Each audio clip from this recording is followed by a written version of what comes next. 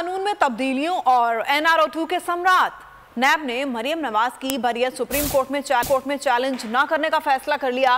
DG नैब की मर्जी से यह फैसला किया गया। एहतसाब अदालत ने मरियम नवाज को 7 साल जेल और 2 मिलियन पाउंड जुर्माना आयद किया था। इस्लामाबाद हाई कोर्ट ने मरियम नवाज को एविनफील्ड रेफरेंस केस में बरी किया था। इस बारे में जानते हैं एहतशाम अली अब्बासी से। एहतशाम, आगाह की इत्तलात है। हाँ जी बिल्कुल, नैब ने मरियम नवाज की बरियत सुप्रीम कोर्ट में चैलेंज न करने का बड़ा फैसला कर लिया गया। इस हवाले से इस्लामाबाद हाई कोर्ट ने मरियम नवाज को एविनफील्ड रेफरेंस में बरी किया था। नैब ने ये फैसला हाई कोर्ट के तफसीली फैसले के मद्देनजर रख के किया। इस्लामाबाद अदालत ने मरियम नवाज को 7 साल जेल और 2 मिलियन पाउंड जुर्माना आयद किया था।